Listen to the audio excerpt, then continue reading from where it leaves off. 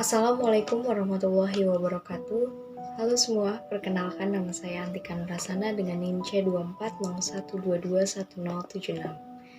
Di sini saya akan menjelaskan praktikum biologi perikanan pada pertemuan kelima, di mana tujuan dari praktikum ini yaitu membahas mengenai makanan ikan serta analisis makanan ikan.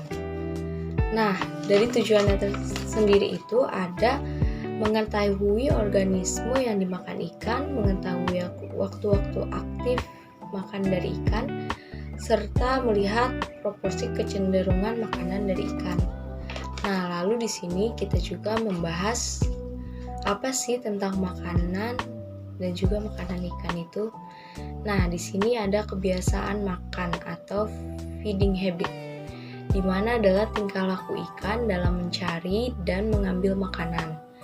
Lalu ada analisa makanan yang dilakukan melalui berbagai macam metode pengamatan. Lalu ada jenis ikan yang aktif makan selama 24 jam dan ada pula ikan yang tidak aktif selama 24 jam, dan ikan yang aktif selama 24 jam itu disebut sebagai feeding periodicity. Di sini juga ada mengapa sih kita harus mengetahui mengenai makanan ikan dan jenis makanan ikan? Karena itu untuk menunjang kualitas dan kuantitas makanan yang akan dimakan ikan, sehingga pertumbuhan ikan atau nilai gizi alamiah dalam ikan itu bisa mampu diperhitungkan. Lalu urutan makanan itu dibagi menjadi 4. Ada makanan utama, makanan pelengkap, makanan tambahan, dan juga makanan pengganti. Di mana makanan utama itu adalah makanan yang banyak dimanfaatkan oleh ikan. Sedangkan makanan pelengkap itu makanan yang sedikit digunakan oleh ikan. Lalu ada makanan tambahan itu sangat sedikit, di mana perbedaannya itu ada jika makanan utama 40% dari jumlah makanan yang ikan makan, lalu makanan pelengkap itu dikurang dari 40% dan makanan tambahan itu hanya sekiranya 4%. Lalu ada juga makanan pengganti. Di sini posisi makanan pengganti adalah sebagai pengganti ketika makanan utama itu tidak dimakan atau tidak ada. Lalu ada faktor yang mempengaruhi suatu jenis ikan dapat memakan suatu organisme, yaitu ada ukuran makanan, ketersediaan makanan, warna makanan, dan selera pada ikan tersebut terhadap makanan yang akan dimakan.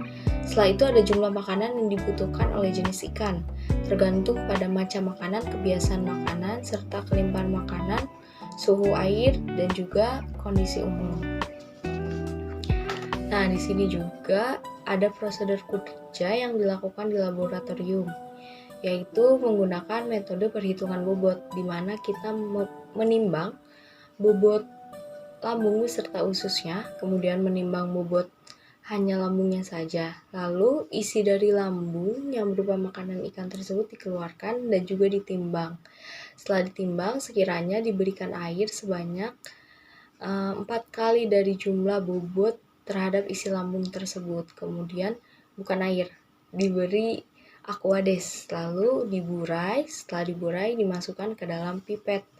Nah, kali ini kita menggunakan metode sensus dalam lapang pandang selama 4 kali ulangan.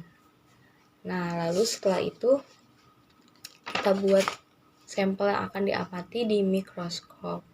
Nah, bagian tersulit dari praktikum kali ini adalah banyak sekali organisme yang terdapat di dalam makanan ikan tersebut yang harus diidentifikasi, dan itu memerlukan waktu yang cukup lumayan karena bentuk organismenya berbeda-beda, ada krustasea, fitoplankton, maupun dia ada sisi ikan, jadi harus diidentifikasi dengan secara benar. Lalu analisis data dari makanan dan kebiasaan makan ini sangat banyak, tapi kita menggunakan analisis menggunakan sistem bobot. Jadi seperti itu micro teaching kali ini. Semoga dapat bermanfaat bagi banyak orang yang mungkin menonton, atau bagi diri saya sendiri semoga semakin lebih paham, dan pada praktikum berikutnya dalam biologi perikanan ini bisa menambah motivasi bagi diri saya sendiri dan juga saya makin paham terhadap materi yang diberikan.